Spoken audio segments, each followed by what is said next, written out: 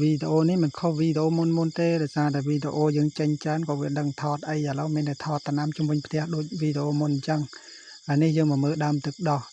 នេះយើងដាំខ្ទង់ភាសាដើមឆ្នាំឥឡូវចាប់ដើមផ្កាបដាដោយសារតែគេផ្សាំមែកដំណាំអីក៏ដោយបើគេផ្សាំមែកអញ្ចឹងគឺឆាប់ចេញផ្លែផ្កាដោយសារមែកដើមរបស់វាពីមុនមកក៏វាចេញផ្លែផ្កាឲ្យហូបឲ្យផលអញ្ចឹងដែរឥឡូវយើងមកមើលដំណាំមួយទៀតនិយាយទៅរាល់ថ្ងៃហ្នឹងគឺថាចិត្តដល់រដូវកាលចូលឆ្នាំហើយអញ្ចឹងមេឃអាកាសធាតុរៀងក្តៅ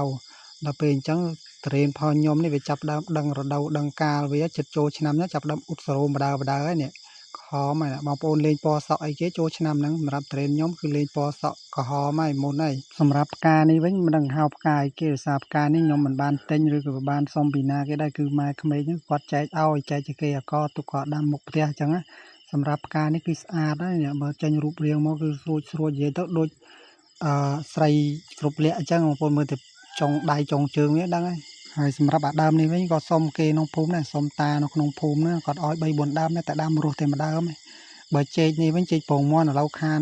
មើលយូរឥឡូវឆ្វិតអស់ដាំអាមហឹកកក់ភ្លៀងហ្នឹងភ្លៀងកក់ខែហ្នឹងមិនមែនកក់ភ្លៀងភ្លៀងកក់ខែហ្នឹងគឺថាឥឡូវចង់ទៅអត់ហើយម្ទេសនេះគេហៅម្ទេសដៃនាង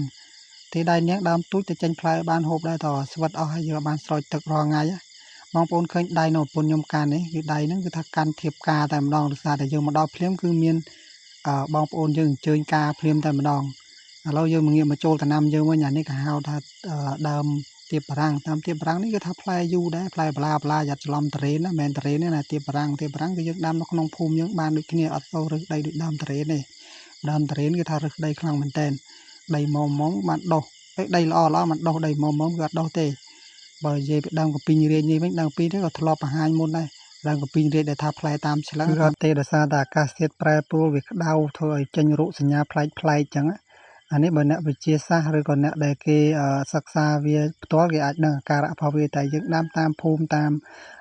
លបងអញ្ចឹងយើងក៏ដាំហូបលក្ខណៈគ្រួសារអញ្ចឹងអត់ខ្វល់ទេកើតអីកើតសំខាន់ឲ្យតែបានផ្លែទៅបានហើយ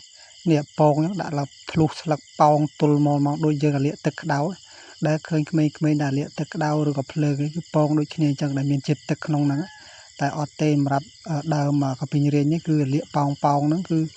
ចេញពីស្លឹកទល់ស្លឹកត្មងនិយាយទៅប្លែកដែរខ្ញុំដែរឃើញដែរបាទដើមនេះវិញគឺគេហៅដើមបប្រកគឺយើងភាគច្រើនទៅតាមដើមត្នោតខ្ញុំបានតែបេះតាមដើមត្នោតនោះយកមកចងអោបជាមួយនឹងដើមក្នុងរបស់ខ្ញុំព្រោះខ្ញុំឃើញនៅតាមដើមត្នោតក្នុងភូមិភាគច្រើនទៅពេលដល់ខែវស្សាគឺល្អវាចេញស្លឹកមកគឺប្រឡោះជាដៀងកូនដូងដែរអញ្ចឹងស្អាតម្យ៉ាងហើយសម្រាប់ដើមសាវម៉ាវនេះវិញគឺភាគច្រើនគឺបងប្អូនក៏អាកប់ធម្មតាទេតែសម្រាប់ខ្ញុំវិញខ្ញុំស្ដាយសម្រាមអញ្ចឹងខ្ញុំធ្វើរបងដូចព័ទ្ធជុំវិញវាអញ្ចឹងយើងចាក់សម្រាមក្នុងនឹងអញ្ចឹង